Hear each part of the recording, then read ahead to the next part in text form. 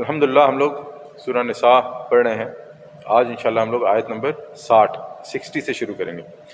یہاں سے جو ہے وہ منافقین کا تذکرہ شروع ہوتا ہے، اور اس سورہ مبارکہ کا ایک بڑا حصہ جو ہے وہ منافقین سے خطاب پر مشتمل ہے.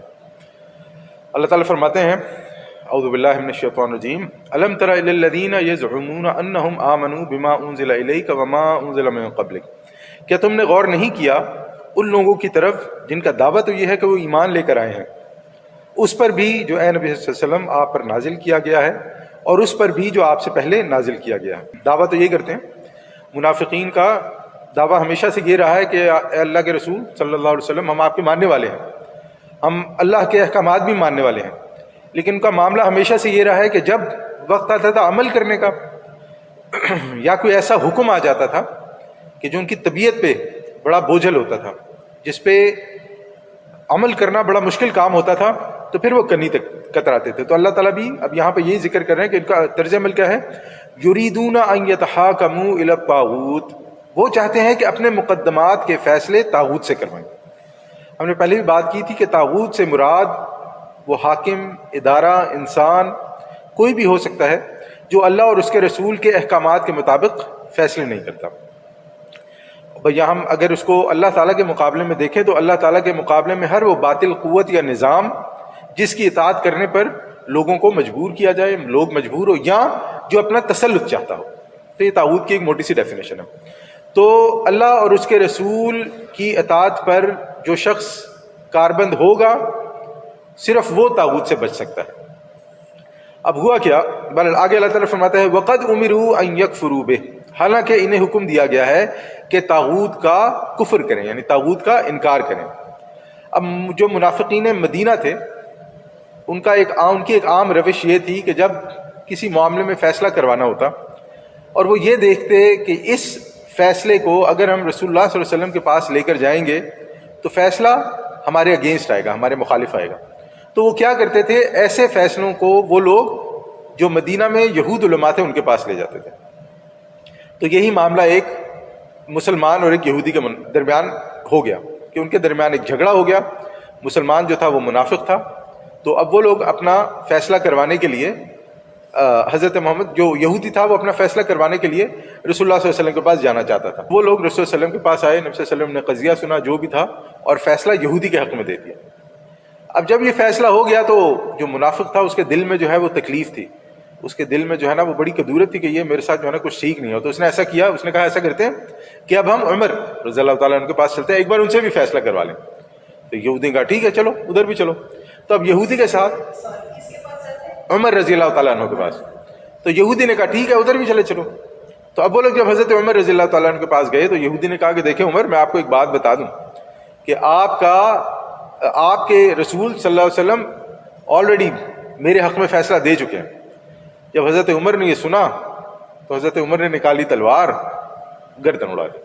اب حضرت عمر نے کہا کہ میرا فیصلہ تو یہی ہے، یعنی کہ میں اپنی طرف سے کہہ رہا ہوں کہ حضرت عمر کے سامنے رسول اللہ صلی اللہ علیہ وسلم کی بات کو ڈینائی کیا جائے تو انہوں نے کہا پھر عمر کا فیصلہ یہی ہے. انہوں نے تلوار نکالی اور قتل کر دیا.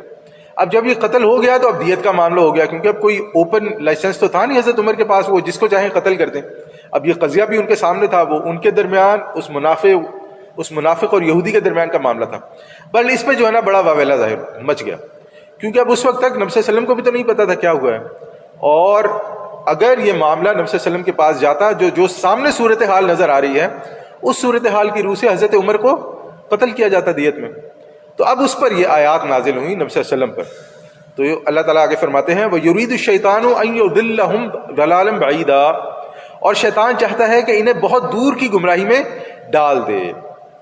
اچھا یہ بات ہم سمجھیں گے کہ شیطان ہمیشہ سے یہ چاہتا ہے. جب حضرت آدم علیہ السلام کو سجدہ کرنے کا کہا گیا، شیطان نے انکار کیا، تو شیطان نے کہا لَأَحْتَنِكَنَّ ذُرِّيَّةً، کہ میں جو ہے حضرت آدم کی جو ذریت ہے اس کو تباہ و برباد کر دوں گا، ڈسٹرکٹ کر دوں گا. تو شیطان شروع سے یہ چاہتا ہے کہ وہ انسانوں کو دور کی گمراہیوں میں مبتلا کرے. لیکن شیطان کا جو الٹیمیٹ گول ہے وہ تو ہے شرک. اب اگر وہ انسان کو شرک تک نہیں لے کے آ سکتا تو وہ انسان کو چھوٹے چھوٹے گناہوں میں مبتلا کرتا ہے. یعنی جو شرک سے کمتر ہوگا اگر اس میں بھی نہیں ہے تو جو اس سے کمتر ہے، جو اس سے کمتر ہے. یعنی شیطان یہ چاہتا ہے کہ بس کسی نہ کسی طرح انسان گناہ میں لگا رہے کیونکہ ایک نہ ایک دن اگر گناہ میں لگا رہے گا تو ایک نہ ایک دن وہ راہ راست سے، صراط مستقیم سے بھٹک جائے. بہرحال آگے اللہ تعالیٰ فرماتے ہیں وَإِذَا قِيلَ لَهُمْ، اور جب ان سے کہا جاتا ہے تَعَالَوْا إِلَىٰ مَا أَنزَلَ اللَّهُ وَإِلَى الرَّسُولِ، کہ آؤ اس چیز کی طرف جو اللہ اور اس کے رسول کی طرف سے نازل ہوئی ہے، یا اللہ نے نازل فرمائی ہے، اور آؤ رسول کی طرف، یعنی کہ اپنے فیصلے، اپنا حکم اللہ اور اس کے رسول کو بناؤ. رَأَيْتَ الْمُنَافِقِينَ يَصُدُّونَ عَنْكَ صُدُودًا، تو اے نبی صلی اللہ علیہ وسلم آپ دیکھتے ہیں کہ یہ منافق آپ کے پاس آنے سے کنی کتراتے ہیں. لے جی، ایک موٹا سا اصول ہمارے سامنے بیان ہو گیا قرآن کی طرف سے کہ اگر انسان اپنی زندگی میں کوئی فیصلہ کرنا چاہتا ہے اور اس فیصلے کی بنیاد کو اللہ اور اس کے رسول کا حکم نہیں مناتا تو بہرحال وہ انسان نفاق کا شکار ہے. اور اگر نہ صرف یہ کہ وہ اس کو بیس نہیں بناتا، اللہ اور اس کے رسول کے احکامات کو بنیاد نہیں بناتا، بلکہ یہ کہتا ہے کہ یہ اس کی کوئی اتنی خاص ضرورت بھی نہیں ہے، تو پھر تو وہ پکا منافق ہے. وہ پھر منافق کیا، پھر تو وہ دار اسلام سے خارج ہے. کہ اگر کوئی شخص اللہ اور اس کے رسول کے حکم کو اہمیت نہ دے تو پھر وہ بے شک انسان جو ہے دار اسلام سے خارج ہے. پھر آگے اللہ تعالیٰ فرماتے ہیں فَكَيْفَ إِذَا أَصَابَتْهُمْ مُصِيبَةٌ بِمَا قَدَّمَتْ أَيْدِيهِمْ، پھر اس وقت کیا ہوا جب ان پر کوئی مصیبت آ گئی ان کے اپنے ہاتھوں کی وجہ سے، تو ان کے اپنے ہاتھوں کے کرتوتوں کی وجہ سے. یعنی کہ جب حضرت عمر رضی اللہ تعالیٰ عنہ نے قتل کر دیا اس شخص کو، تو اب جو اس شخص کے رشتہ دار تھے، خاندان والے تھے، اب وہ لوگ آگے نبی صلی اللہ علیہ وسلم کے پاس قضیہ لے کے عمر نے ہمارا بندہ مار ڈالا ہے، ہمیں قصاص دلایا جائے، ہمیں جو ہے وہ دیت کا معاملہ کیا جائے، یا عمر رضی اللہ تعالیٰ عنہ کو قتل کیا جائے. ثم جاؤک یحلفون باللہ، پھر وہ آپ کے پاس آئے اللہ کی قسمیں کھاتے ہوئے. کیا قسمیں کھا رہے تھے، کیا بتانا چاہ رہے تھے؟ ان اردنا الا احسانا و توفیقا، کہ ہم تو صرف بھلائی اور موافقت چاہتے تھے. یعنی جو شخص آیا تھا عمر رضی اللہ تعالیٰ عنہ کے پاس فیصلہ کروانے کے لیے، وہ ایسا نہیں تھا کہ اللہ کے رسول صلی اللہ علیہ وسلم سے کوئی بغض رکھتا تھا، یا بس وہ تو ایسے ہی آ گیا تھا کہ ذرا بہتر طریقے سے راضی نامہ ہو جائے، ذرا مصالحت کا معاملہ جو ہے وہ بہتر ہو جائے. اولئک الذی یعلم اللہ ما فی قلوبہم، لیں جی اللہ تعالیٰ فرماتے ہیں یہ وہ لوگ ہیں جو کچھ ان کے دلوں میں ہے اللہ تعالیٰ سے خوب جانتا ہے. یعنی کہ اللہ تعالیٰ فرما رہا ہے کہ آپ کے، یعنی کہ آپ اللہ تعالیٰ کو دھوکہ دینے کی کوشش کر رہے ہو.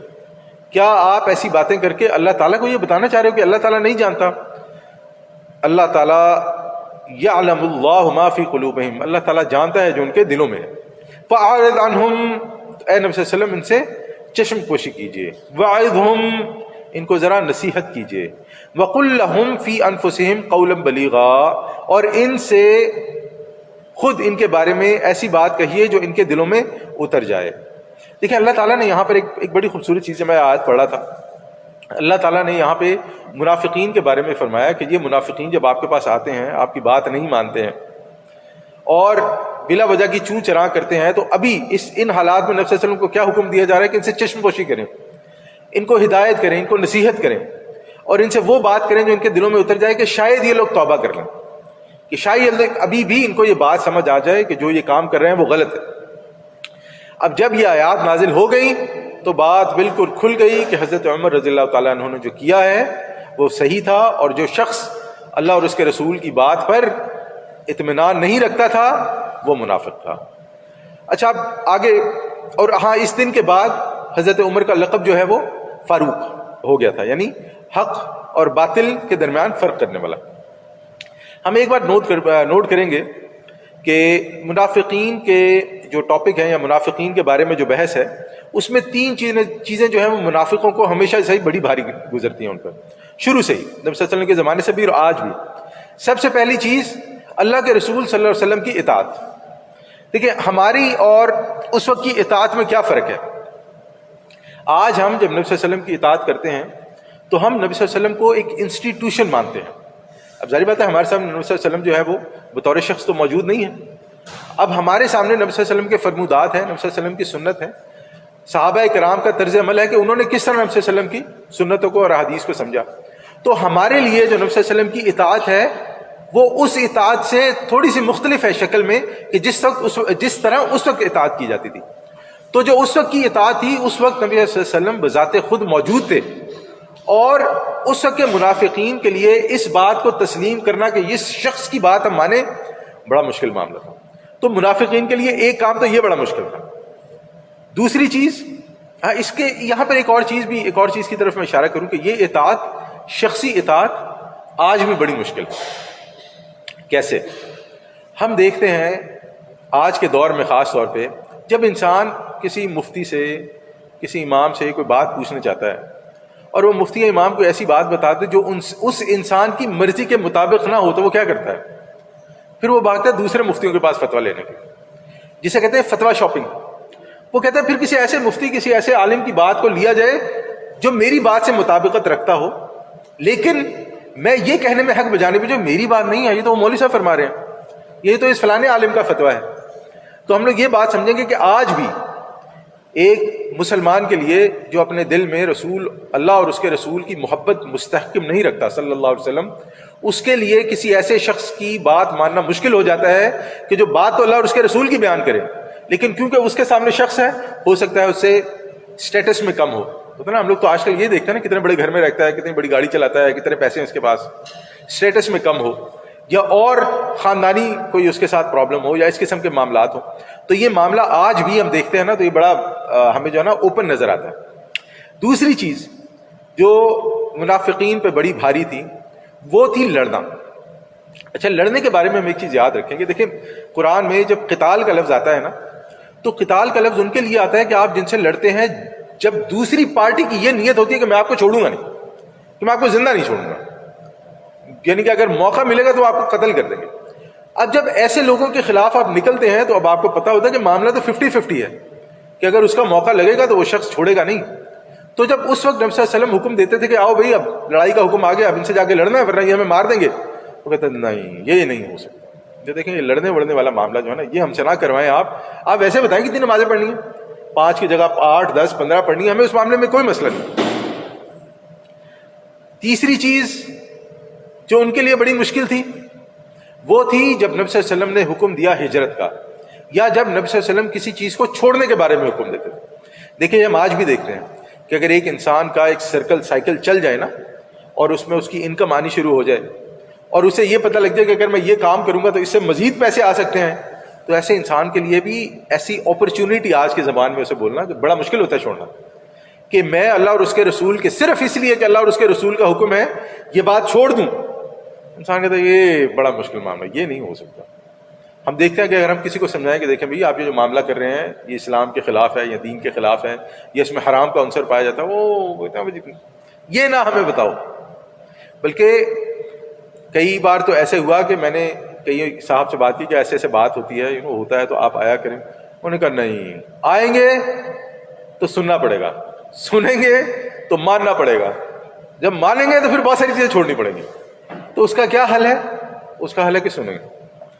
تو یہ والا معاملہ نا جو نبی صلی اللہ علیہ وسلم فرماتے تھے ہجرت کرو اللہ کے راستے سے، اللہ کے لیے اب تمہیں چھوڑنا پڑے گا. تو یہ 3 چیزیں جو ہے نا یہ بڑی مشکل تھی. ایک نبی صلی اللہ علیہ وسلم کی اطاعت کرنا، دوسرا جب اللہ کے حکم آ جائے کہ دیکھو اب یہ جو سامنے والی پارٹی آ رہی ہے نا یہ بہت خربتہ مچانے والی ہے، اب تم نے انہیں روکنا ہے اور ان کے روکنے کے لیے ان سے لڑنا بھی پڑ سکتا ہے، اور اگر لڑنا پڑے گا تو پھر قتل ہونے کا چانس بھی ہے. تو کہتے ہیں نہیں یہ کام نہیں. اور تیسرا ہجرت. تو آگے پھر اللہ تعالیٰ فرماتے ہیں آیت نمبر 64 میں وما ارسلنا من رسول الا لیطاع باذن اللہ، ہم نے نہیں بھیجا کسی رسول کو مگر اس لیے کہ اس کی اطاعت کی جائے اللہ کے حکم سے. لیکن یہاں پہ ایک چیز اور ہمارے لیے سمجھنی بڑی ضروری ہے. آج کے مسلمان کے دل و دماغ میں ایک بات سرائیت کر گئی ہے، ایک بڑا عجیب و غریب کام ہو گیا ہے کہ وہ کہتے ہیں کہ میرا کام یہ ہے کہ میں اللہ اور اس کے رسول کا حکم پہنچا دوں، اس کے بعد کوئی اس کی دھجیاں اڑائے، کوئی اس کا مذاق اڑائے، کوئی اس کا، یہ میری ذمہ داری نہیں. دیکھیں اللہ اور اس کے رسول کا حکم پہنچا دینا ایک چیز ہے، اس کا دفاع کرنا دوسری چیز ہے.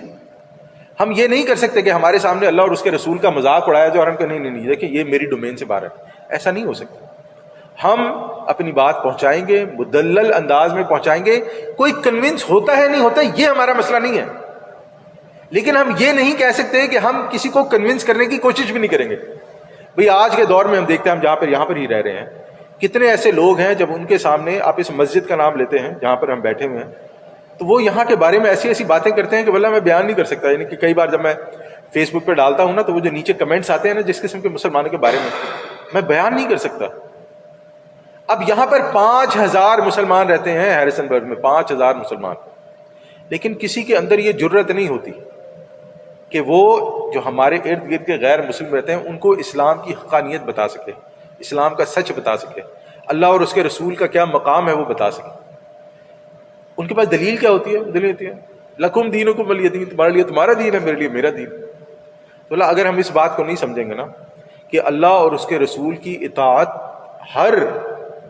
ہماری جو زندگی کا ہر معاملہ ہے اس میں فرض ہے، ہم نے کرنی ہی کرنی ہے، اور صرف کرنی نہیں ہے، دوسروں تک پہنچانی بھی ہے، تب تک معاملہ جو ہے نا بڑا خراب رہے گا۔ بہرحال تو اطاعت کی جائے، اس میں ایک دوسری بات یہ بھی ہے کہ اپنی مرضی نہیں کر سکتے۔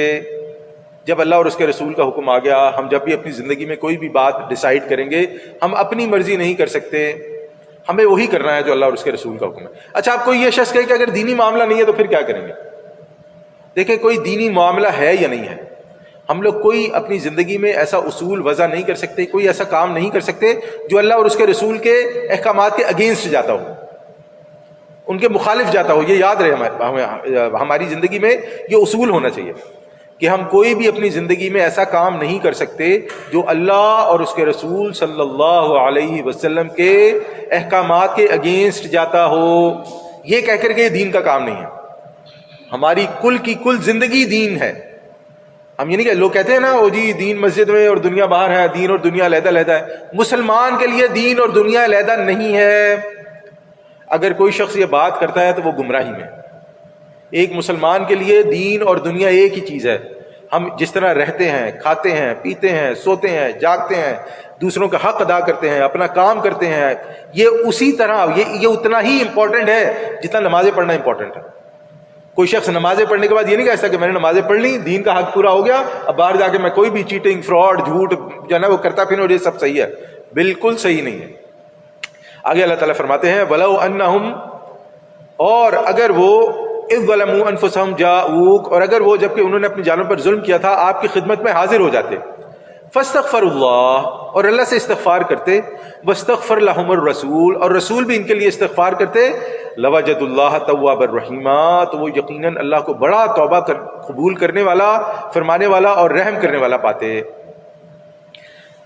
اللہ تعالیٰ کے نزدیک گناہ ہو جانا ایک معاملہ ہے، لیکن اس گناہ پر پکے ہو جانا اور اس گناہ کی توجیحات پیش کرنا، اس گناہ کی جسٹیفیکیشن دینا، یہ اللہ تعالیٰ کے نزدیک معاملہ بہت بہت بہت سیریس ہے۔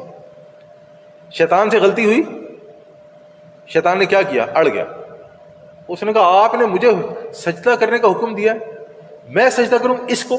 اور پھر اس نے بعد اس کی تعویلات دینی شروع کر دی کہ میں آگ سے بنا ہوں، یہ مٹی سے بنا ہے، یہ ایسا ہے، یہ ویسا ہے، تعویل دینی شروع کر دی۔ تعویل دے دی اس نے۔ اب جب اس نے تعویل دی تو تعویل دینے کا کیا مطلب ہے؟ گویا وہ اللہ تعالیٰ کو یہ بتا رہا ہے کہ آپ کا جو حکم ہے یہ جسٹیفائیبل نہیں ہے، آپ کا یہ حکم جو ہے نا کوئی نعوذ باللہ انصاف پہ مبنی نہیں ہے، آپ نے غلط حکم دیا ہے۔ اب سوچیں اگر ایک مسلمان اپنی زندگی میں یہی کرے کہ جب اللہ اور اس کے رسول کا حکم ماننے کی بات آئے اور وہ کہے کہ دیکھیں بات تو وہ صحیح ہے، جو اللہ کا رسول ہے صحیح، میں یہ نہیں کہتا وہ غلط ہے، لیکن، اور پھر سے لیکن کے بعد وہ اپنی تعویلیں پیش کرنا شروع کر دیں، لیکن کیونکہ آج کی دنیا ایسی ہے، لیکن کیونکہ ہمارے پاس یہ ہے، لیکن انا للہ و انا الیہ راجعون۔ میرے پاس اس کے علاوہ کوئی الفاظ نہیں کہ ایسا شخص اپنے ایمان کی خیر منائے، بلکہ ایسا شخص دوبارہ کلمہ پڑھے۔ انسان سے اگر غلطی ہو گئی، انسان سے اگر گناہ سرزد ہو گیا، انسان فوراً اللہ کی طرف پلٹے، فوراً اللہ تعالیٰ سے توبہ کرے، فوراً اللہ تعالیٰ سے معافی مانگے، اللہ تعالیٰ معاف کرے گا۔ انسان ایک بار 10 بار گناہ کرے، اللہ تعالیٰ ایک بار 10 بار، انسان 10,000 بار غلطی کرے، اللہ تعالیٰ سے 10,000 بار اخلاص نیت سے توبہ کرے، اللہ تعالیٰ 10,000 بار معاف کرے۔ لیکن اگر انسان غلطی پہ اڑ جائے کہ نہیں میں نے غلطی نہیں کی، یہ تم لوگوں کو لگتا ہے غلطی ہے، یہ اللہ کے رسول کے حکم کی خلاف ورزی نہیں ہے، یہ تو بس ویسے ہی میں نے تھوڑا سا شارٹنا، بس یہ معاملہ پھر اللہ کے نزدیک بہت بہت بہت سیریس ہے۔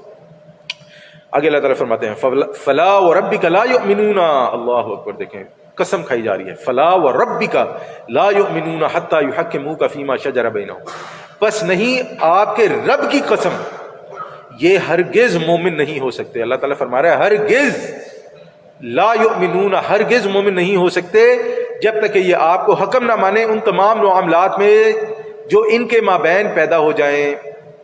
ایک مسلمان کے پاس کوئی اختیار نہیں ہے، ایک مسلمان کے پاس کوئی چوائس نہیں ہے۔ اگر آپ کے سامنے اللہ اور اس کے رسول کا حکم آ گیا ہے، آپ نے وہ ماننا ہی ماننا ہے۔ ثم، پھر لا یجدوا فی انفسہم حرجا مما قضیت، صرف ماننا کافی نہیں ہے، اس کے بعد پھر جو کچھ آپ فیصلہ کر دیں اس پر اپنے دلوں میں بھی کوئی تنگی محسوس نہ کریں. اللہ اکبر اللہ اکبر لا الہ الا اللہ. حکم تو آپ نے ماننا ہے. کئی بار ایسے بھی ہوتا ہے نا, ڈنڈے سے بندہ حکم مان لیتا ہے کہ اب میرے پاس کوئی چوائس ہی نہیں ہے, کیا کروں. اللہ تعالیٰ فرما رہے ہیں صرف یہ کافی نہیں کہ آپ نے مان لیا, آپ نے اس پہ جو حکم اللہ تعالیٰ کا ہے اس میں اپنے دل پر بھی, اپنے دل میں بھی کوئی تنگی محسوس نہیں کرنی کہ کیا مصیبت ہے, کیا سب کیا ہے, کہ اب یہ بھی کرو یہ بھی کرو. لوگ ہوتے ہیں نا, تو یعنی کہ نا کچھ لوگ ہوتے ہیں جو مجبوری میں ہوتے ہیں, جنہوں نے نمازیں پڑھنی ہوتی ہے, اب وہ ایسی جگہ کام کر رہے ہوتے ہیں کہ ان کا مینیجر بڑا سخت ہوتا ہے, وہ ڈنڈے سے نماز پڑھاتا ہے, وہ کہتا ہے کہ مجھ سے آپ نماز, اب ایسے بندے کی نماز تو قبول نہیں ہوتی. اب اسی طرح ہم دین کے کچھ اور احکامات بھی ہیں, اس سے جانے سے پہلے میں ایک کام اور آپ کے سامنے, ایک بات اور آپ کے سامنے پیش کروں. دیکھیں دین کے کچھ کام ہیں جو کرنے مشکل ہیں. تہجد پڑھنا مشکل کام ہے نا. اب جو بندہ سارا دن کام کرتا ہے اس کے لیے تہجد پڑھنا مشکل کام ہے, اس میں کوئی شک نہیں. اس کا ایک کام کا مشکل ہونا ایک علیحدہ چیز ہے. اب گرمیوں میں روزہ رکھنا مشکل کام ہے, آپ 18 19 20 گھنٹے بھی بھوکے رہتے ہیں, لیکن اس کام کی اہمیت کو کم سمجھنا اللہ تعالیٰ کے نزدیک پرابلم. روزہ رکھنا گرمیوں میں مشکل ہے, یہ ایک علیحدہ امر ہے, لیکن روزہ رکھنے کو مصیبت سمجھنا گرمیوں میں یہ ایک علیحدہ پرابلم. آپ ایسا نہیں کر سکتے. اسی طرح ایک دوسرا معاملہ ذرا مشکل ہے. اب اسلام میں مرد کو کتنے شادیوں کا اجازت ہے, ایسے ہی ہے صحیح. اب خواتین کو اس پہ بڑا پرابلم ہے. اب اس پر یہ مشکل معاملہ ہے, میں نے اس کی مثال بھی اس لیے دیا. اس معاملے پہ یہ کہنا کہ یہ جو ہے نا عورتوں کے ساتھ زیادتی ہے, یہ عورتوں کے ساتھ ظلم ہے, یہ جو ہے نا ناانصافی پہ فیصلہ مبنی ہے. جو انسان مسلمان ہوتے ہوئے ایسی بات کرتا ہے بس وہ پھر سمجھ لو اس کے دین کا کیا معاملہ ہے, وہ سمجھ لو اس کے ایمان کا کیا معاملہ. دیکھیں مشکل میں فیصلہ ہے ایک عورت کے لیے, اس کو ایکسیپٹ کرنا مشکل ہے. میں بار بار اسی لیے میں نے مشکل اور جو ہے نا وہ مصیبت کا میں نے فرق کیا ہے, اسی لیے کہ اس معاملے کو ایکسیپٹ کرنا ایک عورت کے لیے مشکل ہے, کوئی شک نہیں اس میں. لیکن اللہ اور اس کے رسول کے حکم کو یہ کہنا کہ یہ ناانصافی پہ مبنی ہے, انا للہ و انا الیہ راجعون, یہ جو ہے نا یہ معاملہ اللہ کے نزدیک بہت سیریس ہے. بہرحال اگر انسان اپنے آپ کو اپنا یہ پیمانہ چیک کرنا چاہتا ہے کہ وہ کتنا مومن ہے, کتنا اللہ اور اس کے رسول کا مانے, تو پھر یہ دیکھ لے کہ جو اللہ اور اس کے رسول نے حکم دیے ہیں وہ اس پر کتنا کاربند ہے, اور کاربند ہونے کے ساتھ ساتھ وہ ان کی اپنے دل میں کیا اہمیت سمجھتا ہے. وَيُسَلِّمُوا تَسْلِيمًا, اور سر تسلیم خم کریں جیسا کہ سر تسلیم خم کرنے کا حکم ہے. اس وقت بھی تھا, آج بھی ہے, اور قیامت تک رہے گا. ہمارے کچھ جو ہے نا دینی دوست وہ یہ بھی سمجھتے ہیں کہ کچھ حکم جو ہیں وہ اس وقت تک کے لیے تھے, بس وہ اس وقت کے بعد ختم ہو گئے, آج ان کا کوئی احکام, آج یہ سب جو ہے نا اپنے دل کو تسلی دینے والی بات ہے. اللہ اور اس کے رسول نے دین جو ہے نا وہ مکمل ہو چکا ہے. اللہ تعالیٰ نے اس دین کو مکمل کر دیا ہے. جب یہ دین مکمل ہو گیا ہے تو اس کے وہ احکامات جو اس وقت مکمل ہو گئے ہیں وہ قیامت تک کے لیے مکمل ہی ہیں. ہم یہ نہیں کہہ سکتے کہ اس وقت یہ تھا, آج یہ ہے, اور آگے آنے والے میں نا وہ فلانا بدل جائے. بہرحال آگے اللہ تعالیٰ فرماتے ہیں وَلَوْ, اور اگر اَنَّا كَتَبْنَا عَلَيْهِمْ أَنِ اقْتُلُوا أَنفُسَكُمْ, اور اگر ہم نے ان پر یہ فرض کر دیا ہوتا کہ قتل کرو اپنے آپ کو, أَوْ اخْرُجُوا مِنْ دِيَارِكُمْ, یا نکلو اپنے گھروں سے, ما فعلوا, تو نہیں کرتے وہ لوگ, یا اس حکم کی تعمیل نہیں کرتے, الا قلیل منہم, سوائے ان میں سے چند ایک کے. ولو, اور اگر انہم فعلوا ما یوعظون, وہ لوگ وہ کرتے جس کی انہیں نصیحت کی جا رہی ہے, یا اس کا یہ ترجمہ بھی کہتا ہے کہ جس کی انہیں ہدایت کی جا رہی ہے, لکان خیر لہم واشد تثبیتا, تو یہی ان کے لیے بہتر ہوتا اور انہیں دین پر ثابت قدم رکھنے والا ہوتا. یعنی جو اللہ اور اس کے رسول حکم دیں, اگر انسان اس ہدایت پہ عمل کرے تو یہی اس کے لیے بہتر ہے, اور اسی کی وجہ سے انسان دین پر ثابت قدم رہتا ہے. پھر آگے اللہ تعالیٰ فرماتے ہیں وَإِذًا لَآتَيْنَاهُم مِّن لَّدُنَّا أَجْرًا عَظِيمًا, اور اس صورت میں ہم انہیں اپنے پاس سے بہت بڑا اجر دیتے. وَلَهَدَيْنَاهُمْ صِرَاطًا مُسْتَقِيمًا, اور انہیں ہدایت فرما دیتے سیدھی راہ کی طرف. دیکھیں چند ایک چیزیں ہم دیکھیں گے جو اللہ تعالیٰ نے نا ان 3 آیات میں بیان کی ہیں, 66, 67, 68 میں. پہلے تو اللہ تعالیٰ نے کہا کہ اگر ہم انہیں حکم دیتے, جو بڑا سخت حکم ہے, اپنے آپ کو قتل کرو, اس کے بارے میں ابھی تھوڑی دیر میں بات کروں گا.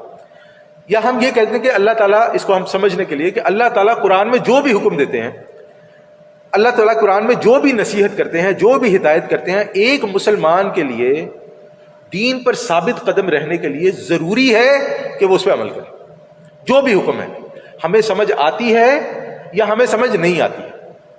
اللہ تعالیٰ نے جب آج سے 1400 سال پہلے حکم دیا کہ سود چھوڑ دو یا سود حرام ہے اور بے یعنی کہ بزنس حلال ہے. اب دیکھیں اللہ تعالیٰ نے جب یہ حکم دیا یا اللہ کے رسول نے جو حکم دیا نا تو اس کی کوئی توجیہ نہیں دی, کوئی لاجیکل ریزن نہیں دیا. فرمایا بس یہ حرام ہے یہ حلال, بات ختم. اب اس وقت اگر کوئی بندہ یہ کھڑا ہو جاتا جیسے آج لوگ کھڑے ہو جاتے ہیں کہ کیا فرق ہے, ہم گھر بھی تو کرائے پہ دیتے ہیں نا, اس کے بھی پیسے لیتے ہیں, کرائے پہ گھر دے کے جو ہم پیسے لیتے ہیں نا کرایہ, تو اسی طرح اگر میں نے اپنے پیسے کرائے پہ دے دیے اور ان پیسوں پر کرایہ لے لیے تو بات تو ایک ہی ہے. اب دیکھیے عقل لڑائیں گے تو پھر بہت ساری باتیں ایک ہی ہیں, لیکن دین میں ایک نہیں ہے. دین میں جو اللہ اور اس کے رسول نے فرما دیا بس وہی سچ ہے. تو جو شخص یہ کرے گا وہ دین پر ثابت قدم رہے گا, پہلی چیز. دوسری چیز اللہ تعالیٰ نے فرمایا کہ جو یہ شخص کرے گا ایسا کام, دیکھیں ظاہری طور پہ اس کا نقصان بھی ہو سکتا ہے. ظاہری طور پہ انسان کو منافع میں گھاٹا بھی ہو سکتا ہے. نقصان بھی 2-3 قسم کا ہوتا ہے نا, ایک ہے بالکل ہی زیرو ہو جائے, ایک ہوتا ہے کہ آپ کا منافع 10 روپے سے کم ہو کے 5 روپے ہو جائے, منافع کا بھی تو گھاٹا ہو سکتا ہے نا. اللہ تعالیٰ فرماتے ہیں یہ سب اپنی جگہ, لیکن اللہ تعالیٰ ایسے شخص کو اجر عظیم دے گا. بولا جو اللہ تعالیٰ کا اجر ہے نا وہ پیسوں سے کہیں آگے کا ہوتا ہے, اور ہم یہ سب جانتے ہیں.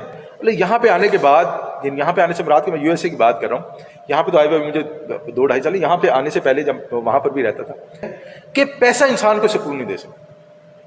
بولے میں نے ایسے ایسے لوگ دیکھے ہیں کہ جو مہینے کا $12-15 ہزار بھی کماتے ہیں, اور کوئی ڈاکٹر انجینئر نہیں ہے, میں اس سے زیادہ کچھ نہیں کہوں گا, نہ وہ ڈاکٹر انجینئر ہے نہ کوئی بہت بڑے بزنس مین ہے, بس وہ اللہ تعالیٰ نے ان کے کام میں ایسا معاملہ رکھا ہوا ہے کہ وہ کام کرتے ہیں جو بھی اس میں $12-15 ہزار کماتے ہیں, لیکن واللہ ایسی بے برکتی ان کے پیسے میں کہ مہینے کے آخری ایک ہفتے میں جیب میں بھی پیسے نہیں ہوتے. اب آپ سوچیں اس سے بڑی بے برکتی کیا ہوگی. یعنی 12,000-15,000 کمانا بہت پیسے ہوتے ہیں, یعنی بہت پیسے ہوتے ہیں امریکہ جیسی جگہ پہ اتنے پیسے کمانا, لیکن آپ سوچیں گے اتنے پیسے کمانے کے بعد اللہ تعالیٰ اس میں ایسی بے برکتی پیدا کرتے ہیں کہ وہ آپ کے پیسے جو ہے مہینہ پر ختم ہونے سے پہلے ختم ہو جائے. تو یہ جو اجر ہوتا ہے نا اللہ تعالیٰ اجر عظیم دیتا ہے. یہ اجر عظیم کی ایک مثال میں جو عموماً دیتا ہوں آج پھر دہراؤں گا کہ ہو سکتا ہے اللہ تعالیٰ آپ کو 12,000 کی جگہ صرف 2,000 کا کام ملے, لیکن اللہ تعالیٰ اس 2,000 کو 20,000 کا برابر کر دے گا, بلکہ اس میں سے پیسے بچ بھی جائیں گے. کیسے؟ یہ اللہ تعالیٰ کے کام. تو اللہ تعالیٰ, یہ تو میں نے ایک مثال دی ہے نا, اسی طرح ہم اپنے معاملات میں دیکھ سکتے ہیں, اپنے بیویوں میں دیکھ سکتے ہیں, اپنے اسپاؤزز اپنے بچوں میں دیکھ سکتے ہیں, اپنے دوسری, اللہ تعالیٰ اجر عظیم دینے والا ہے. تیسری چیز انہیں ہدایت فرما دیتا ہے سیدھی راہ کی طرف. جو اللہ اور اس کے رسول کے احکامات پہ چلتا ہے, چاہے اسے سمجھ آئے حکم یا نہ سمجھ آئے, لیکن وہ مانتا ہے اس نیت سے کہ اللہ اور اس کے رسول کا حکم ہے, تو اللہ تعالیٰ اسے ہدایت دے دیتا ہے سیدھے رستے کی طرف. صراطا مستقیما, اللہ تعالیٰ نے لفظ استعمال کیا جو آیت میں لفظ استعمال ہوا ہے, وَلَهَدَيْنَاهُمْ صِرَاطًا مُسْتَقِيمًا. اور سورہ فاتحہ جب ہم پڑھتے ہیں تو کیا مانگتے ہیں دعا, اهدنا الصراط المستقیم. یہاں پہ آپ یہ سمجھیں کہ اللہ تعالیٰ نے ایک طریقہ بیان کر دیا ہے, ایک شرط بیان کر دیا ہے کہ اگر صراط مستقیم پہ چلنا چاہتے کیا. اب ہم دوسری طرف آئے, دیکھیں ایک جو اس میں آیت میں بات بیان کی گئی ہے نا کہ اگر ہم پہ یہ فرض کر دیا ہوتا کہ قتل کرو اپنے آپ کو, اقتلوا انفسکم, قتل کرو اپنے آپ کو, اس کی نہ 2 طریقے سے اس بات کو سمجھا سکتے. ایک تو یہ کہ واقعی لٹرلی اللہ تعالیٰ نے فرمایا کہ قتل کرو اپنے آپ کو اور مارو اپنے آپ کو, ایک تو یہ ہے.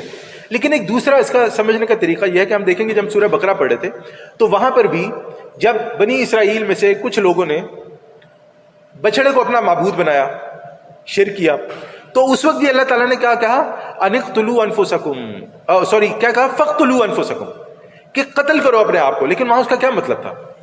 وہاں اس کا مطلب یہ تھا کہ جن لوگوں نے اللہ تعالیٰ کے ساتھ شرک کیا ہے اس بچڑے کو معبود بنا کر, ان کو انہی کے جو لوگ ہیں, انہی کے جو قبیلے والے ہیں وہ قتل کریں. تو یہاں پر یہ دونوں چیزیں جو تھیں تو میں نے آپ کے سامنے کر دی, آپ کے سامنے پیش کر دی. تو یہاں پر بھی ایسے ہی بتایا جا رہا ہے, یعنی جو چیز سمجھ میں آ رہی ہے وہ ایسی آ رہی ہے کہ جب ہم لوگ جن لوگوں کے ساتھ اٹھتے ہیں بیٹھتے ہیں, ہمارے بھائی بھی ہو سکتے ہیں, رشتہ دار بھی ہو سکتے ہیں, اگر وہ کوئی غلط کام کریں تو ہم ان کی حمایت نہ کریں. ہم اس پہ ہمارے وہ لفظ ہوتے ہیں نا ہلا شیری, ہم ان کو جو ہے نا بلا وجہ اس پہ موٹیویٹ نہ کریں, واہ واہ واہ کیا بات ہے, تمہاری تو بات ہی کیا نہیں. جو غلط ہے ہم نے اسے غلط کہنا ہے. لیکن دوسری چیز نا ایک اور ہم چیز سمجھیں گے, ہمارے پاس یہ معاملہ بڑا خطرناک حد تک جو ہے نا وہ خراب ہے. دیکھیں اگر میرا بچہ ہے, میرا بھائی ہے یا جو بھی ہے, وہ کوئی غلط کام کرتا ہے اور میں اس پر پردہ ڈالنا شروع کر دیتا ہوں, پردے پہ پردہ, گویا نعوذ باللہ. اور جب اس کو کسی تصحیح کا یا اس کو آپ یہ سمجھیں کہ اس کی ریکٹیفیکیشن یعنی اس کا جو عمل ہے وہ صحیح کرنے کا وقت آتا ہے تو میں کہتا ہوں نہیں یہ غلط نہیں ہے, یہ تو ایسے ہی بس ہوتا ہے نا ہمارے یہاں وہ اس قسم کے معاملات ہوتے ہیں کہ بچوں کے غلطیوں پہ پردہ ڈالے جاتے ہیں، اور اس کو جب صحیح کرنے کا ٹائم آتا ہے یا سرزنش کا ٹائم آتا ہے باپ کی طرف سے اور کسی وجہ سے، تو وہ کہتے ہیں نہیں نہیں، آپ کو لگتا ہے ایسا نہیں ہے۔ دیکھیں یہ معاملہ کس طرح سے خطرناک ہے۔ ایک تو یہ ہے کہ ہم بچوں کو خراب کر رہے ہیں، دوسرا یہ ہے کہ اللہ تعالیٰ جو ہے اپنی مخلوق سے، اللہ تعالیٰ انسانوں سے ہم سے کہیں زیادہ پیار کرتا ہے۔ اگر ہم جو غلط ہے اسے غلط نہیں کہیں گے، اپنے رشتہ دار، اپنے خاندان والے، اپنے ان کی بلا وجہ کی حمایت کریں گے، تو اللہ ہم گویا یہ کہنا چاہ رہے ہیں کہ اللہ تعالیٰ اتنا پیار نہیں کرتا جتنا ہم پیار کرتے ہیں۔ ہمیں زیادہ پتہ ہے، ہم اللہ تعالیٰ سے نعوذ باللہ زیادہ جانتے ہیں ان کے بارے میں جو اللہ تعالیٰ نہیں جانتا ہے۔ تو ہم یہ بات یاد رکھیں کہ غلط کو غلط کہنا ضروری ہے۔ دیکھیں غلط کو غلط کہنے کا مطلب یہ نہیں ہے کہ میں جو ہے نا کسی کو ذلیل کرنا شروع کر دوں، کہ اگر کوئی مجھ سے بڑا ہے یا چھوٹا ہے تو میں اسے تلخ باتیں کہنا شروع کر دوں۔ ہمارے یہاں یہ ہوتا ہے نا آج کل، بڑا کہتے ہیں میں کیونکہ سچی بات کہتا ہوں اسی لیے لوگ مجھے کہتے ہیں بڑا کڑوا بولتے ہو۔ آپ جھوٹ بول رہے ہیں، ایسی بات نہیں ہے۔ کیا اللہ کے رسول نعوذ باللہ کڑوے تھے؟ اللہ کے رسول جب بات کرتے تھے تو کیا وہ نعوذ باللہ جو ہے لوگوں کو ذلیل کرتے تھے؟ بالکل بھی نہیں۔ جب اللہ کے رسول بات کرتے تھے تو کتنے پیار سے، محبت سے، اسٹریٹ فارورڈ، نہ کسی کی جو ہے وہ اسٹیٹس جو تھا اس کو نیچے کرتے تھے، نہ کسی کا برا چاہتے تھے۔ تو یہ ہمارے اندر یہ جراثیم کہاں سے آ گیا؟ میں کو نہیں کیونکہ میں سچ بولتا ہوں میں اس لیے کڑوا ہوں۔ نہیں، یہ بات غلط ہے۔ ہم نے سچ بھی بولنا ہے اور ہم نے اچھے طریقے سے بھی بولنا ہے۔ ہم نے جو ہمارے سامنے انسان بیٹھا ہے اس کی عزت کو بھی گھٹنے نہیں دینا ہے، اور ہم نے اپنے آپ کو یا اپنی جو ہے سپیریورٹی بھی شو نہیں کرنی۔ اس کی وجہ یہ ہے کہ ہم اللہ کی سپیریورٹی شو کرنا چاہتے ہیں۔ میں یہاں بیٹھ کے بات اس لیے نہیں کرنا چاہتا ہوں یا کسی لیے نہیں بتانا چاہتا ہوں کہ دیکھو مجھے تم سے زیادہ پتہ ہے، نہیں۔ یہاں پہ بیٹھ کے یا کسی بھی معاملے میں جب میں کسی کو کوئی ہدایت کروں گا، کوئی نصیحت کروں گا، کوئی بات پیش کروں گا، تو میرے پیش نظر یہ ہونا چاہیے یہ اللہ کا حکم ہے جو میں بیان کر رہا ہوں، اخلاص نیت کے ساتھ۔ اور اس کے پیچھے نیت یہ ہونی چاہیے کہ یہ پیغام پہنچاتے ہوئے اگر یہ پیغام میرے اس بھائی بہن یا کہیں پر بھی پہنچ جاتا ہے تو اس کے ذریعے سے میری نجات ہو سکتی ہے۔ پھر انسان کے اندر جو ہے نا ہمبلنس، عاجزی، انکساری آئے گی۔ ورنہ تو پھر انسان یہی ہوگا کہ میں یہاں پہ امام ہوں، میں سب کا باپ ہوں، میں جو بولوں میری بات مانو، اگر مجھ سے اختلاف کرتے ہو تو پھر تم ایسے ہو تو میں سنا۔ یہ معاملہ نہیں ہو سکتا کہ جو بات اللہ اور اس کے رسول کی ہے وہ اچھے طریقے سے پہنچائی جائے، یہ ضروری ہے۔ اب جو آگے آیت آ رہی ہے یہ اطاعت رسول پر، نبی صلی اللہ علیہ وسلم کی بات ماننے پر قرآن کی عظیم ترین آیات میں سے ہے۔ اللہ تعالیٰ فرماتے ہیں وَمَن يُطِعِ اللَّهَ وَالرَّسُولَ، جو کوئی اطاعت کرے گا اللہ اور اس کے رسول کی، فَأُولَٰئِكَ مَعَ الَّذِينَ أَنْعَمَ اللَّهُ عَلَيْهِمْ، تو یہ لوگ ہوں گے جنہیں معیت حاصل ہوگی ان کی جن پر اللہ کا انعام ہوا۔ سورہ فاتحہ میں کیا پڑھتے ہیں؟ صراط الذین انعمت علیہم، ان کا راستہ صراط مستقیم، اہدنا الصراط المستقیم، پھر صراط الذین انعمت علیہم، کہ صراط رستہ ان لوگوں کا جن پر آپ پر ایمان ہوا۔ اب اللہ تعالیٰ نے یہاں کیا فرما دیا؟ وَمَن يُطِعِ اللَّهَ وَرَسُولَهُ، جو اطاعت کرے گا اللہ اور اس کے رسول کی، فَأُولَٰئِكَ مَعَ الَّذِينَ، تو وہ لوگ ہوں گے ان کے ساتھ، أَنْعَمَ اللَّهُ عَلَيْهِمْ، اللہ کا انعام ہوا جن پر۔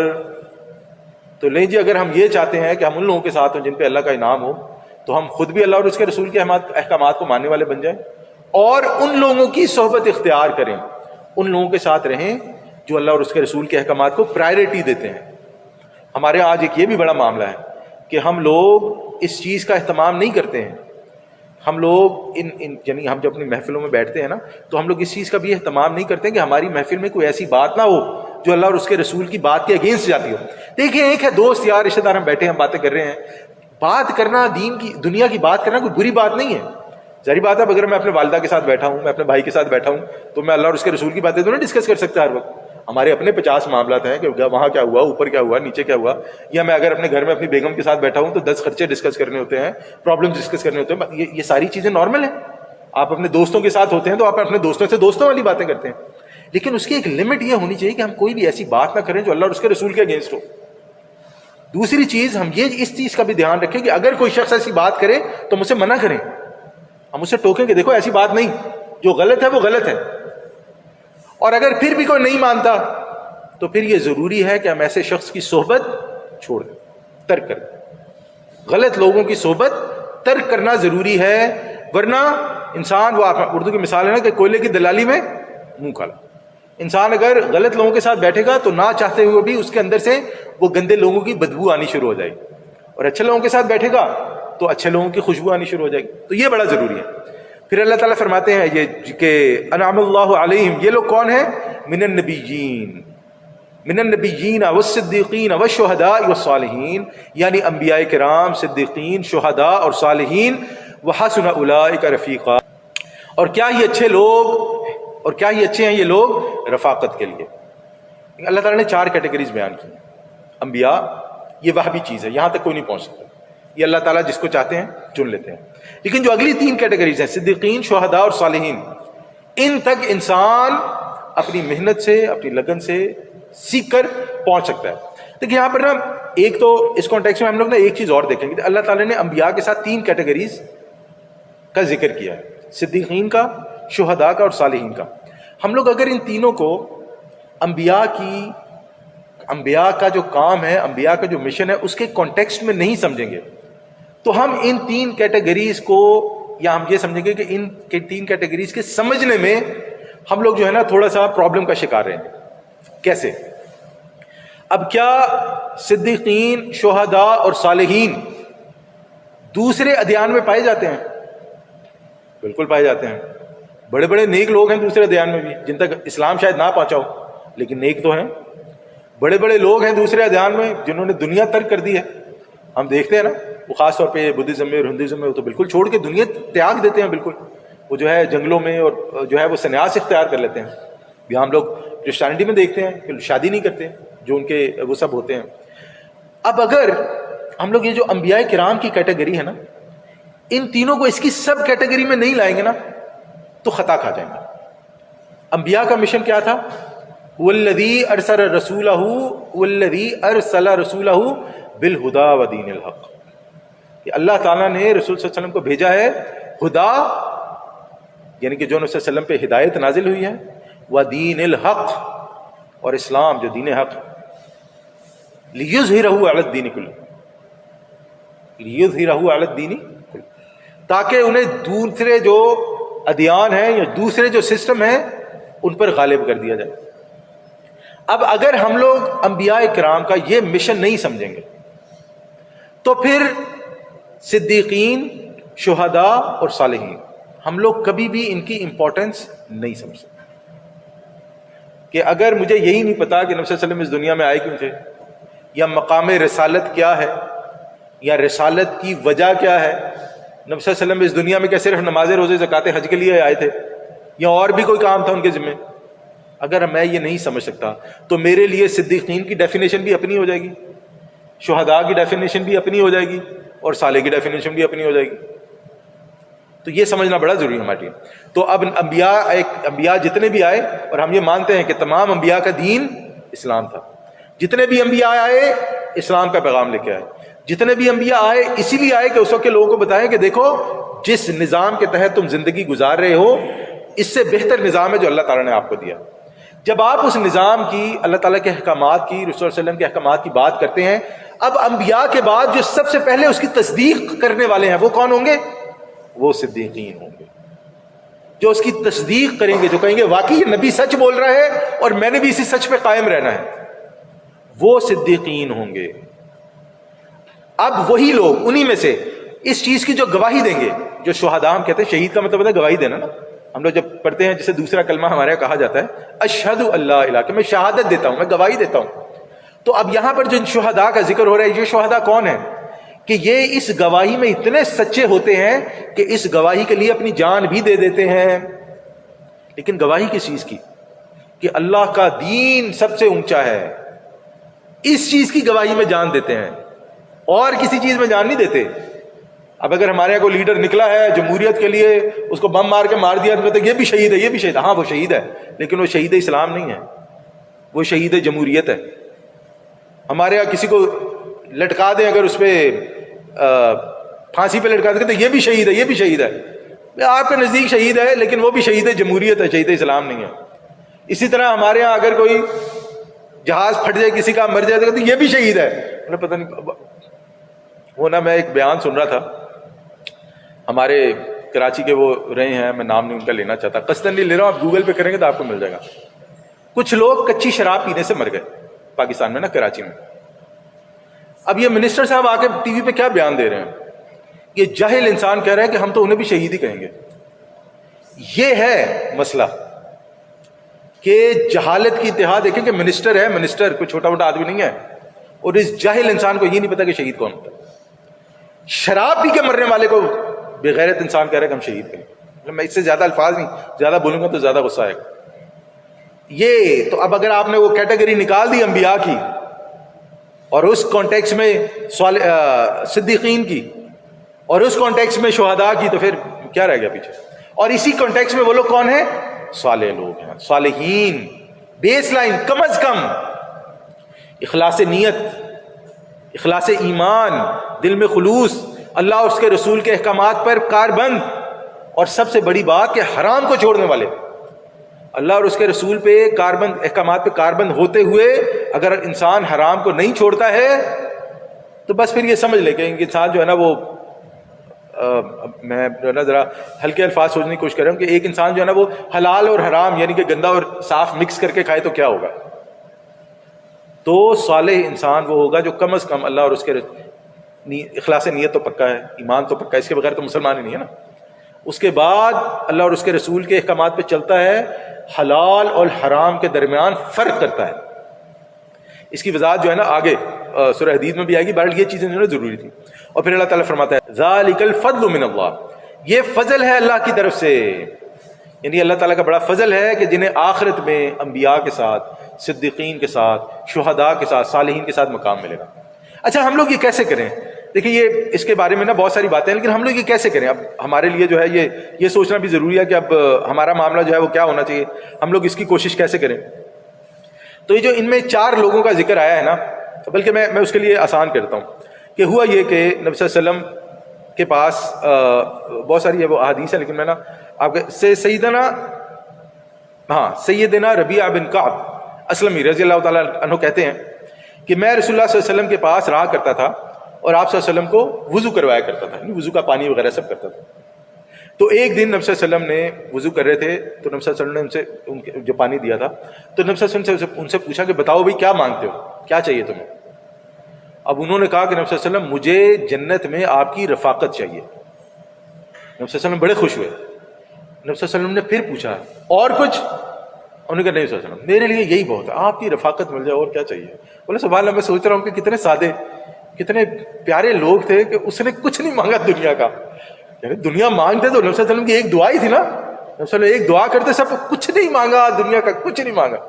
کہا نبی صلی اللہ علیہ وسلم جنت، اور صرف جنت نہیں آپ کی رفاقت بھی چاہیے جنت میں۔ سبحان اللہ سبحان اللہ، اللہم اجعلنا منہم، اللہ تعالیٰ ہمیں بھی ان میں سے کر دیں انشاءاللہ۔ نبی صلی اللہ علیہ وسلم نے فرمایا جو تم نے مانگا انشاءاللہ، لیکن تم کرو کیا کہ تم کثرت سجود یعنی نوافل پڑھو، کثرت سجود کو اپنے اوپر لازم کر دو اور اس سلسلے میں میری مدد کرو۔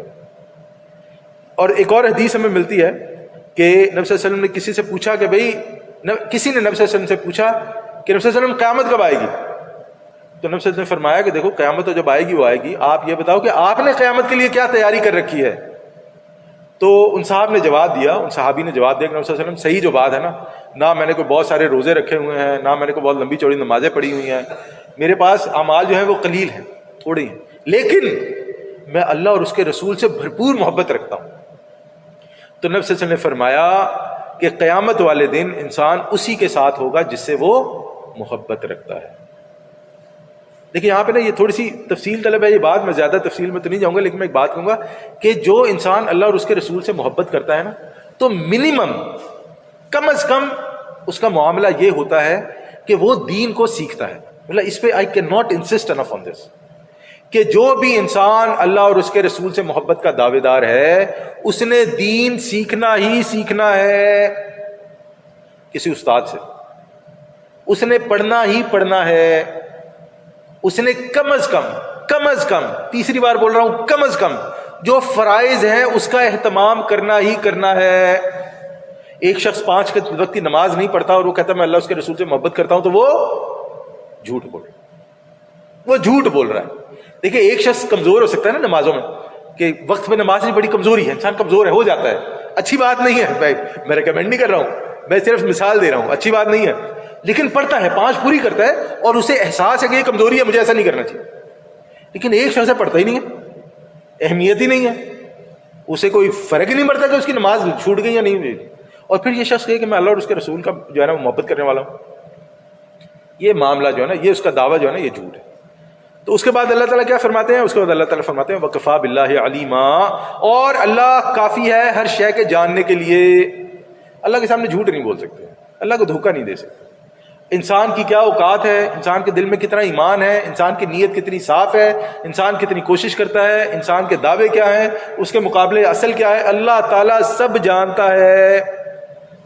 اور آخرت میں انسان کو اسی کے مطابق اس کا صلہ ملا، جو انسان دنیا میں کرتا ہے اور جیسا کرتا ہے۔ تو اپنی بات کو ہم یہیں پہ دینے دیتے ہیں، آیت نمبر 70 تک انشاءاللہ ہم اللہ تعالیٰ سے دعا کرتے ہیں کہ جو بھی ہم نے سنا، جو بھی ہم نے سمجھا، جو بھی ہم نے پڑھا، اللہ تعالیٰ ہمیں اس کو سمجھنے کی اور اس پہ عمل کرنے کی توفیق عطا فرمائے۔ اللہ تعالیٰ ہمارے لیے اس دین کو سمجھنا اور سمجھانا آسان فرما دے۔ اللہ تعالیٰ ہمارے لیے اس دین پر عمل کرنا آسان فرما دے۔ اللہ تعالیٰ ہمارے لیے اللہ اور اس کے رسول صلی اللہ علیہ وسلم کے احکامات کو سیکھنا اور سکھانا آسان فرما دے۔ اسی طرح اللہ تعالیٰ ہمارے لیے اس قرآن کو، نبی صلی اللہ علیہ وسلم کی سنت کو، احادیث کو ہمارے لیے، ہماری زندگی کے لیے روشنی بنا دے، ہمارے دلوں کا نور بنا دے۔ اللہ تعالیٰ ہم سے اپنے دین کا کام لے لے۔ اللہ تعالیٰ ہمارے لیے ایسے اعمال کرنے کا موقع فراہم فرمائے جو ہمارے لیے قیامت تک کے لیے صدقہ جاریہ بن جائے انشاءاللہ۔ اسی طرح اللہ تعالیٰ ہمیں بھی چن لے، ہمارے بچوں کو بھی چن لے، بلکہ ہماری آل اولاد کو انشاءاللہ اللہ تعالیٰ اپنے دین کے کام کے لیے، اپنے دین کی خدمت کے لیے چن لے انشاءاللہ۔ اور اسی طرح ہم دعا کریں گے ہمارے وہ تمام بہن بھائی، رشتہ دار جو فوت ہو گئے ہیں، اللہ تعالیٰ ان سب کی مغفرت فرمائے، ان سب کے درجات بلند فرمائے، اللہ تعالیٰ ان سب کی غلطیاں کوتاہیاں معاف فرمائے، ان سب کے جو نیکیاں ہیں ان کو قبول فرمائے، بلند فرمائے، قیامت والے دن انہیں متقیوں میں سے اٹھائے، متقیوں کا امام بنائے، اپنے عرش کے سائے تلے جگہ دے، جنتوں کا لباس عطا فرمائے، جنت الفردوس کے اعلیٰ درجوں میں جگہ عطا فرمائے، اور ہمیں اور انہیں انشاءاللہ جنت الفردوس میں ملا دے۔ اس میں جو بھی اچھی باتیں تھیں وہ اللہ تعالیٰ کی طرف سے تھی، اگر کوئی غلطی تھی، کوئی کوتاہی تھی، وہ میری کمزوری تھی، اللہ تعالیٰ مجھے معاف فرمائے، اور اللہ تعالیٰ میری بھی انشاءاللہ اصلاح فرمائے۔ وصلی اللہ تعالیٰ علی خیر خلقہ اجمعین برحمتک یا ارحم الراحمین، وآخر دعوانا ان الحمد للہ رب العالمین۔